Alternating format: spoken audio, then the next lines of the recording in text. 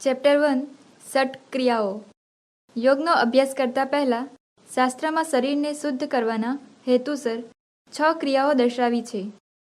આયુર્વેદ શાસ્ત્રની અંદર વિશિષ્ટ ચિકિત્સામાં રોગીના શરીરના દોષો વાત, પિત્ત અને કફ દૂર કરવા માટે વિવિધ 5 પ્રકારના કર્મોનો ઉલ્લેખ છે, જેને પંચકર્મ કહેવામાં આવે છે.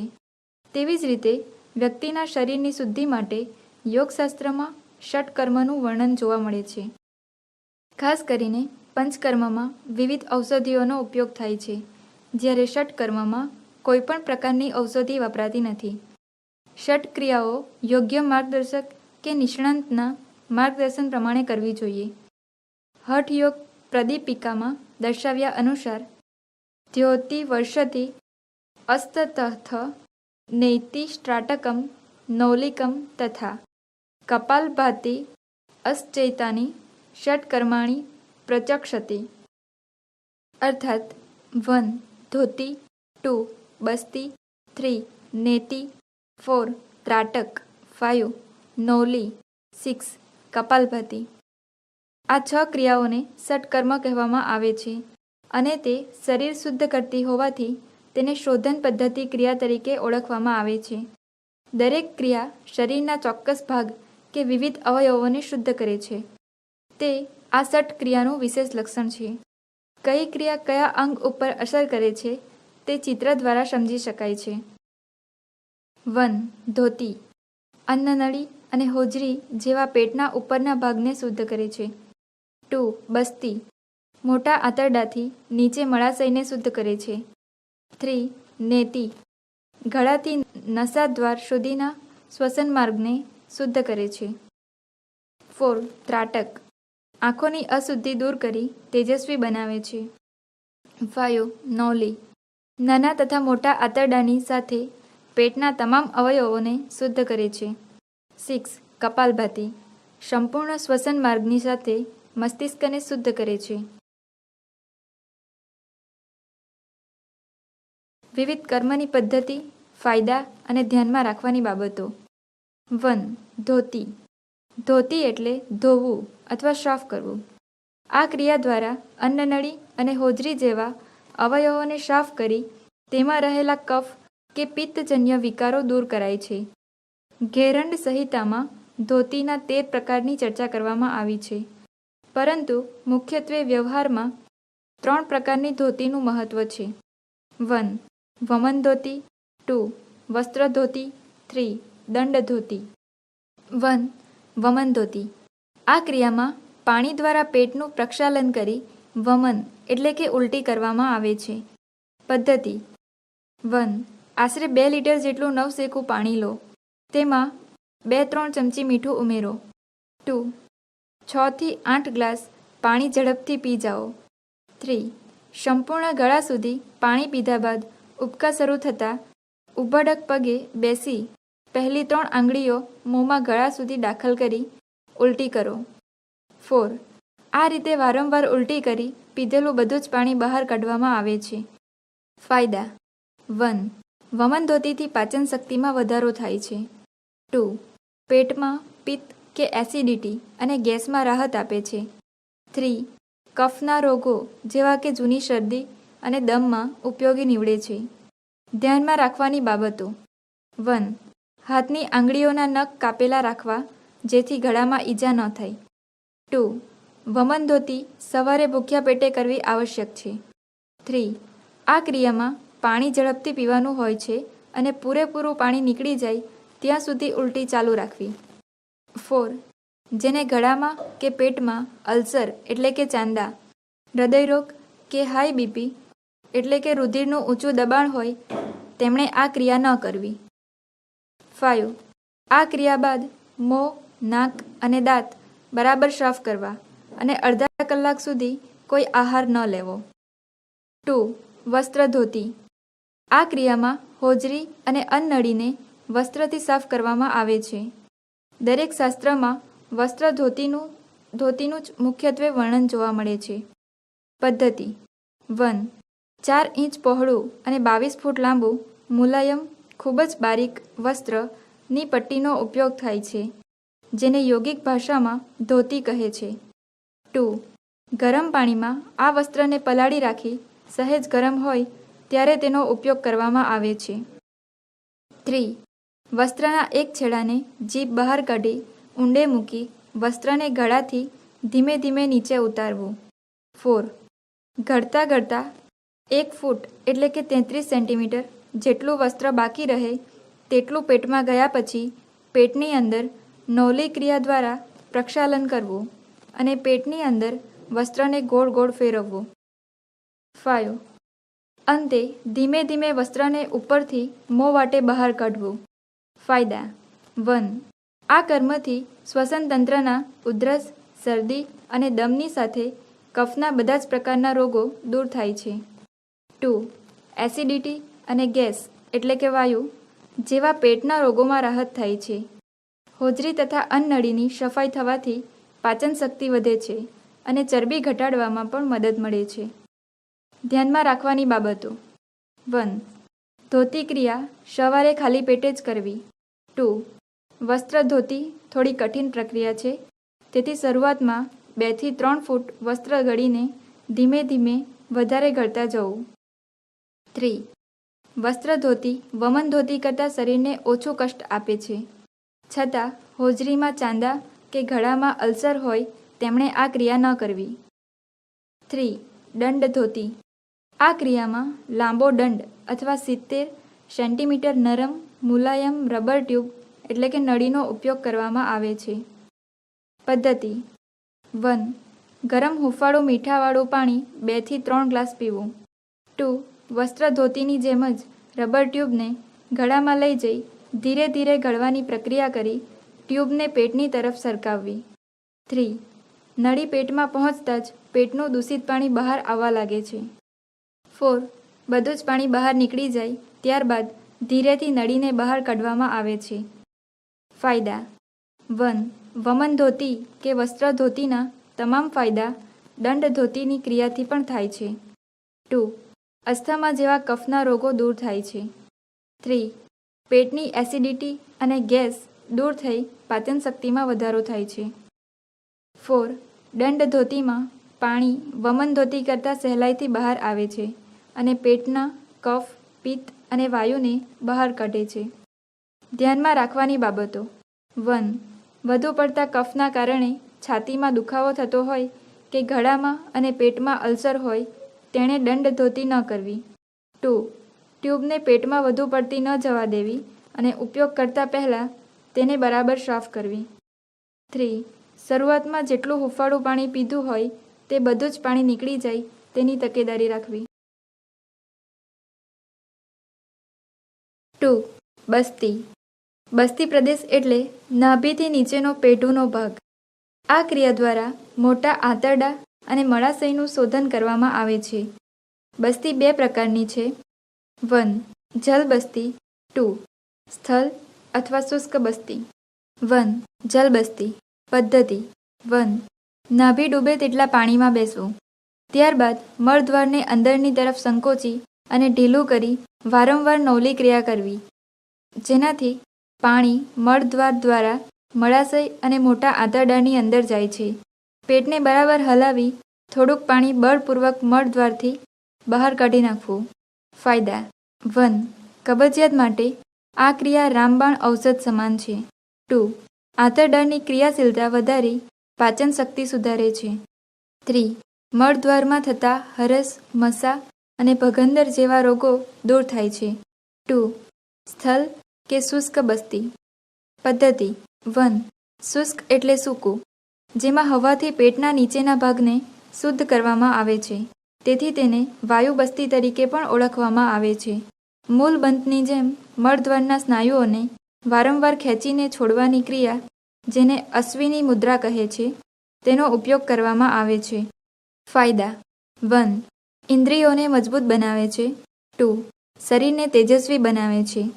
3. બરોળ, યકૃત જેવા પેટની અંદર રહેલા તમામ અવયવોની ક્રિયાશીલતા વધારે છે. જલબસ્તી કે શુષ્ક બસ્તીનો આધુનિક સમયમાં ખૂબ જ અલ્પ માત્રામાં ઉપયોગ થાય છે.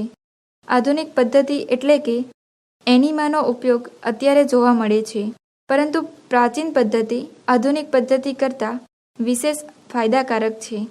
વાયુજન્ય રોગના નિવારણ માટે બસ્તી ક્રિયા એ ઉત્તમ ક્રિયા છે. ધ્યાનમાં રાખવાની બાબતો: 1. બસ્તીનો અભ્યાસ હંમેશા ખાલી પેટે કરવો હિતાવહ છે. 2. વધારે પડતી બીમારી હોય ત્યારે બસ્તી ન કરવી. 3. શુષ્ક બસ્તીમાં ગુદાદ્વારને પશ્ચિમોત્તાનાસન કરીને વારંવાર સંકોચન કે પ્રસરણ કરવાનું હોય છે. 3. નેતિ નાસાદ્વારથી ગળા સુધીના શ્વસન માર્ગને શુદ્ધ કરતી ક્રિયાને નેતિ કહે છે, જેના મુખ્યત્વે 2 પ્રકાર છે. 1. જલનેતિ. 2. સૂત્રનેતિ. 1. જલનેતિ પદ્ધતિ. 1. જલનેતિ માટે ખાસ પ્રકારનો નેતિ પોટ લોટાનો ઉપયોગ કરવામાં આવે છે. 2. ગરમ હુંફાળા પાણીમાં થોડું મીઠું નાખી પાણીને લોટામાં ભરવામાં આવે છે. 3. બેસીને કે ઊભા રહીને સહેજ આગળ નમી નેતિ પોટનું નાળચું જમણા નસકોરાની એટલે કે નાસાદ્વારની અંદર દાખલ કરી માથાને ડાબી બાજુ ઝુકાવવું. 4. નેતિ પોટનું પાણી જમણા નાસાદ્વાર દ્વારા પ્રવેશી ડાબા નાસાદ્વાર દ્વારા બહાર નીકળે તેવી ક્રિયા કરવામાં આવે છે. 5. આ ક્રિયા 1 મિનિટ સુધી ચાલુ રાખ્યા પછી ડાબી બાજુના નાસાદ્વાર દ્વારા એ જ ક્રિયા ફરી કરી બંને નાસાદ્વારની શુદ્ધિ કરવી. 6. વારંવાર છીંક ખાતા હોય તે રીતે ગળાથી નાસાદ્વાર સુધીના તમામ માર્ગને સાફ કરી સૂકું કરવું જરૂરી છે. 7. અંતમાં કપાલભાતિ કરવી જરૂરી છે. ફાયદા. 1. આ ક્રિયા શરદી, સળેખમ, સાઇનસ, માથાનો દુખાવો, માઇગ્રેન એટલે કે આધાશીશી માં ખૂબ જ રાહત આપે છે. 2. નાકની અંદર રહેલા જ્ઞાનતંતુના છેડાઓને વધુ કાર્યક્ષમ બનાવે છે. ઘાણેન્દ્રિયને વધુ કાર્યક્ષમ બનાવે છે. 3. નાકના મસા, આંખોની નબળાઈ કે મસ્તિષ્કના રોગો દૂર થાય છે. 4. સ્મરણ શક્તિ સતેજ બને છે. ધ્યાનમાં રાખવાની બાબતો: 1. ખૂબ જ શરદી હોય ત્યારે અથવા નાસાદ્વાર કે ગળામાં ચાંદી પડી હોય ત્યારે આ ક્રિયા ન કરવી. 2. જલનેતિ કર્યા પછી શીર્ષાસન જેવા આસન ન કરવા. 3. જલનેતિમાં જલની ધારા એકદમ સતત 1 મિનિટ નિયત પ્રમાણમાં થાય તેનું ધ્યાન રાખવું. 4. અંતમાં નાસાદ્વારને એકદમ કોરું એટલે કે સૂકું કરી દેવું અતિ આવશ્યક છે. 2. સૂત્રનેતિ. સૂત્ર એટલે સૂતરનો દોરો અથવા તો રબરનું પાતળું મુલાયમ કેથેટરથી નાક અને ગળાને શુદ્ધ કરવામાં આવે છે. સૂત્રનેતિ માટે દોરાને મીણથી કડક બનાવવામાં આવે છે. પદ્ધતિ. 1. આ પ્રક્રિયામાં સૂતરની દોરી લેવી, તેના સરખા ભાગને નાસાદ્વારમાં નાખી ગળામાં જાય ત્યાં સુધી જવા દેવી. પછી મોં ખોલી આંગળીઓની મદદથી દોરીના સખત ભાગને મોઢામાંથી બહાર ખેંચી લેવો અને આગળ પાછળ કરવો. થોડા સમય બાદ સૂતરને બહાર કાઢી બીજા નાસાદ્વારથી પુનરાવર્તન કરાય છે. 2. અત્યારે વ્યવહારમાં સૂત્રનેતિ માટે દોરાના સ્થાને રબરના કેથેટરનો ઉપયોગ થાય છે. તે વધુ સારું છે. ફાયદા. 1. નાસાદ્વારથી ગળા સુધીના ભાગને શુદ્ધ કરે છે. 2. વારંવાર શરદીથી નાક બંધાઈ જતું હોય તેમાં ખૂબ જ લાભદાયક છે. 3. તમામ ઉર્ધ્વ જત્રુગત રોગોમાં રાહત આપે છે. છાતીથી ઉપરના ભાગના રોગો. 4. આંખોને સ્વસ્થ બનાવી તેજસ્વીતા પ્રાપ્ત થાય છે. 5. માથાનો દુખાવો કે આધાશીશીમાં રાહત આપે છે. ધ્યાનમાં રાખવાની બાબતો: 1. નળી કે સૂત્રને નાક વાટે જ બહાર કાઢવી. 2. સૂત્રનેતિનો ક્રમ જલનેતિ પછી રાખવો. 3. કેથેટરને જમણા હાથની તર્જની અને વચલી આંગળી મોંમાં નાખી નળીનો છેડો બહાર કાઢવો. 4. બંને છેડાને પકડીને ધીમે ધીમે અંદર બહાર ખેંચી મર્દન કરવું. 5. કેથેટર ગરમ પાણીમાં ઉકાળીને જ વાપરવું તથા શરૂઆતમાં યોગ્ય નિર્દેશકની હાજરીમાં જ સૂત્રનેતિનો અભ્યાસ કરવો. 4. ત્રાટક. કોઈ એક નિર્ધારિત વસ્તુ પર દ્રષ્ટિને સ્થિર રાખવાની ક્રિયાને ત્રાટક કહેવામાં આવે છે. તેના દ્વારા આંખોની અશુદ્ધિ દૂર થાય છે. પદ્ધતિ 1. સુખાસનમાં બેસો. મોં સામે તેટલી જ ઊંચાઈનું ટેબલ ગોઠવો. 2. ચહેરાથી 1.5 કે 2 ફૂટ દૂર આંખોની સીધી દ્રષ્ટિ પડે તેટલી ઊંચાઈએ ટેબલ પર સળગતી મીણબત્તી ગોઠવો. 3. પાપણ હલાવ્યા વગર મીણબત્તીની જ્યોતિ પર નજર સ્થિર કરો. 4. આંખોમાંથી થોડું પાણી વહી જવા દેવું. બળતરા થાય કે પાણી નીકળે ત્યારે ધીમેથી આંખો બંધ કરી બંધ આંખોથી જ્યોતની કલ્પના કરો. 5. થોડા સમય પછી આંખો ખોલી ફરીથી ત્રાટક કરો. ફાયદા 1. આ ક્રિયાથી અશ્રુ ગ્રંથિની કાર્યશીલતા વધતા આંખો મજબૂત બને છે. દ્રષ્ટિ તેજસ્વી બને છે. 2. આંખોના બધા જ વિકારો દૂર કરી એકાગ્રતા વધારે છે. 3. પરોક્ષ રીતે ત્રાટકથી મસ્તિષ્ક સચેત થતાં સંકલ્પ શક્તિ વધે છે. 4. મન અને ચિત્ત શુદ્ધ થઈ માનસિક શુભ અસર થાય છે. 5. ધ્યાનના માર્ગ તરફ આગળ વધવાનો સરળ ઉપાય છે. ધ્યાનમાં રાખવાની બાબતો 1. આંખ પર બિનજરૂરી દબાણ કે તણાવ ન આવે તેની કાળજી રાખવી. 2. વારંવાર અભ્યાસથી પલકારા વગર ત્રાટકનો સમયગાળો વધારવો. 3. ત્રાટક એ આનંદદાયક પ્રક્રિયા છે. ત્રાસદાયક કે કષ્ટદાયક ન બને તેનું ધ્યાન રાખવું. 4. ત્રાટકની ક્રિયાને અંતે આંખોનું શિથિલીકરણ કરવું જરૂરી છે. તે માટે હાથની બંને હથેળીઓને એકબીજા સાથે ઝડપથી ઘસીને ઘર્ષણ દ્વારા ઉષ્મા ઉત્પન્ન કરો. આંખ પર દબાણ આપ્યા વગર બંને હાથ આંખો ઉપર મૂકી તે ઉષ્માનું અંજન કરો. આંખની આસપાસ સ્નાયુઓનું ધીમેથી મર્દન કરો. 5. નોવલી. નોવલી એટલે પેટના અવયવોનું મર્દન કરવું. નોવલી એ ઉડ્ડિયાન બંધનો ઉચ્ચ તબક્કો છે. સામાન્ય રીતે પેટના ઊભા 2 સ્નાયુઓને નલ કહે છે. આ બંને સ્નાયુઓને અલગ પાડી ફેરવવાની ક્રિયાને નોવલી ક્રિયા કહે છે. નોવલીના અભ્યાસ પહેલાં ઉડ્ડિયાન બંધ સમજવો આવશ્યક છે. પદ્ધતિ 1. 2 પગની વચ્ચે 1 ફૂટનું અંતર રાખી કમરમાંથી થોડા વાંકા વળીને બંને હાથ સાથળ ઉપર રાખવા. 2. એકવાર ઊંડો શ્વાસ લઈ પેટને એકદમ અંદર ખેંચી પૂરેપૂરો શ્વાસ બહાર કાઢો.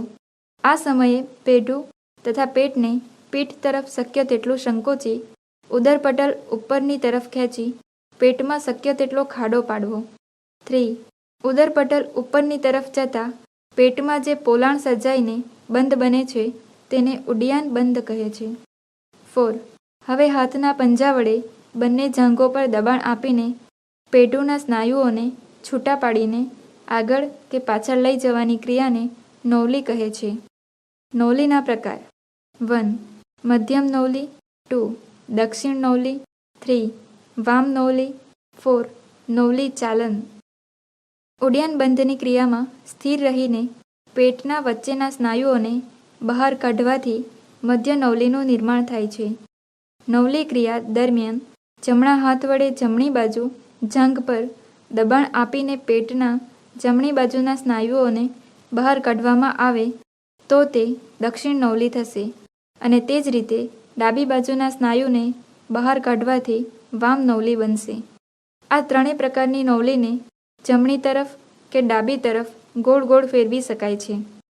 ગોળાકાર સ્વરૂપે પેટના સ્નાયુઓને ચલિત કરવાની ક્રિયાને નવલી ચાલન કહે છે. નવલીના ફાયદા 1. આ ક્રિયાથી પેટના તમામ અવયવોની ક્રિયાશીલતા વધે છે. 2. આંતરડાનું પ્રક્ષાલન થતાં મળ મળાશય તરફ સરકે છે. આથી નવલી જૂનામાં જૂની કબજિયાતનો રામબાણ ઇલાજ છે. 3. પેટ તરફનો રક્ત પ્રવાહ નિયમિત થવાથી પાચન ક્રિયા સુધરે છે અને પાચન તંત્રને લગતા તમામ રોગો દૂર થાય છે. 4. પેટ અને પેઢુના અવયવોને આંતરિક મસાજ મળતા પેટ પર જમા થયેલી વધારાની ચરબી દૂર થાય છે. ધ્યાનમાં રાખવાની બાબતો 1. નવલી એ જટિલ ક્રિયા હોવાથી તેનો ઝીણવટપૂર્વક અભ્યાસ જરૂરી છે. 2. ઉડ્ડિયાન બંધ પર પ્રભુત્વ મેળવ્યા પછી જ ક્રમશઃ મધ્ય નવલી, દક્ષિણ નવલી, વામ નવલી અને અંતે નવલી ચાલન ક્રિયા કરવી. 3. સગર્ભાવસ્થામાં હાઈ બીપીવાળાએ હૃદયરોગ કે પેટમાં અલ્સર હોય, હર્નિયા એટલે કે સારણગાંઠ હોય તેણે નવલીનો અભ્યાસ કરવો નહીં. 4. શરૂઆતમાં આ ક્રિયા અનુભવી યોગ શિક્ષકની હાજરીમાં જ માર્ગદર્શન સાથે જ કરવી. 6. કપાલભાતિ. કપાલનો અર્થ મસ્તિષ્ક થાય છે અને ભાતિ એટલે ચમકાવવું, પ્રકાશિત થવું, તેજસ્વી થવું. આ ક્રિયા મસ્તિષ્કને ચમકાવતી હોવાથી તેને કપાલભાતિ કહે છે. કપાલભાતિથી પ્રાણાયામ જેવા જ ખૂબ જ અસરકારક પરિણામ મળતા હોવાથી તેને અમુક લોકો કપાલભાતિ પ્રાણાયામ કહે છે, પરંતુ વાસ્તવમાં કપાલભાતિ એ એક ઉત્તમ શોધન ક્રિયા છે. પદ્ધતિ 1. પદ્માસન કે સુખાસનમાં બેસી શરીરને સીધું રાખવું. 2. હથેળીઓ દ્વારા જ્ઞાન મુદ્રા બનાવી બંને હાથને જે તે ઘૂંટણ પર રાખવા. 3. આંખો બંધ કરી શ્વાસોચ્છ્વાસની ક્રિયા પર ધ્યાન કેન્દ્રિત કરવું. 4. હવે પેટના સ્નાયુઓને અંદરની તરફ ધક્કો મારી ઝડપથી શ્વાસને બંને નાસાદ્વાર દ્વારા બહાર કાઢવો. 5. પેટના સ્નાયુઓને થોડા ઢીલા છોડી ફરીથી પેટને અંદરની તરફ ધક્કો મારી શ્વાસ બહાર કાઢવો. 6. આ રીતે વારંવાર શ્વાસને બહાર કાઢવાની ક્રિયા એટલે જ કપાલભાતિ. 7.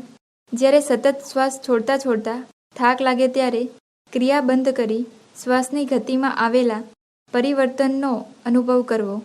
આ સમયે બંને ભ્રૂકુટીની વચ્ચે જ્ઞાનચક્ર પર ધ્યાન લગાવી અનુભવ કરવો. 8. યોગ્ય સમયના આરામ બાદ 3 થી 5 વાર કપાલભાતિનું પુનરાવર્તન કરવું. ફાયદા 1. આ ક્રિયાથી ફેફસામાં રહેલો અંગારવાયુ એટલે કે કાર્બન ડાયોક્સાઇડ CO2 જેવા વિષ તત્વો પૂરેપૂરા બહાર નીકળી જવાથી શ્વસન માર્ગ શુદ્ધ થાય છે. 2. પેટના તમામ અવયવોને આંતરિક મસાજ મળતા ગેસ, એસિડિટી, કબજિયાત જેવા પાચનતંત્રના રોગ દૂર કરી પાચન શક્તિ વધારે છે. 3. ડાયાબિટીસ, લીવર તથા બરોડના રોગોમાં પ્રભાવી પરિણામ આપે છે. 4. વધુ પડતી સ્થૂળતા કે કૃશતાને દૂર કરી શરીરના બાંધાને સુડોળ બનાવે છે. 5. ચહેરાને તેજસ્વી બનાવી સૌંદર્યવાન બનાવે છે. 6. ફેફસાના તમામ રોગો દૂર કરી અસ્થમા જેવા રોગ પણ મટાડે છે. 7. મસ્તિષ્કના તમામ કોષોની ક્રિયાશીલતા વધારે છે. યોગની દ્રષ્ટિએ આજ્ઞાચક્રને જાગૃત કરે છે. ધ્યાનમાં રાખવાની બાબતો. 1. કપાલભાતિના અંતે અત્યંત મહત્વની વાત એ છે કે શ્વાસોચ્છ્વાસની ક્રિયા થોડો સમય થંભી જાય છે અને શ્વાસ લેવાની બિલકુલ ઈચ્છા જ થતી નથી. આ સ્થિતિને કેવલ કુંભક કહેવાય છે. કેવલ કુંભકમાં મન એકદમ શાંત થઈ પ્રસન્નતાનો આહ્લાદક અનુભવ કરે છે. 2. કપાલભાતિ કરતી વખતે શરીરના કોઈપણ ભાગનું હલનચલન કરવું નહીં અને શરીર આગળ કે પાછળ ઝૂકી ન જાય તેનું ધ્યાન રાખવું. 3. આ ક્રિયામાં શ્વાસને ધક્કાપૂર્વક છોડ્યા પછી શ્વાસ લેવાનો નથી. સાધકે માત્ર રેચકની જ ક્રિયા કરવાની છે. માત્ર રેચકનું જ સ્વરૂપ એટલે જ કપાલભાતિ. 4. શરૂઆતમાં 1 મિનિટમાં 60 સ્ટ્રોકથી શરૂ કરી નિયમિત અભ્યાસ કરતા ક્રમશઃ વધુમાં વધુ 120 સ્ટ્રોક સુધી પહોંચી શકાય છે. ષટકર્મ કર્યા સિવાય પ્રાણાયામ કરવામાં આવે તો સિદ્ધિ પ્રાપ્ત કરવામાં વધારે કષ્ટ કે શ્રમ અનુભવાય છે. ષટકર્મો દ્વારા શરીરની અશુદ્ધિઓ દૂર કર્યા બાદ યોગનો આગળનો અભ્યાસ શરીરને વધુ પરિપક્વ બનાવે છે.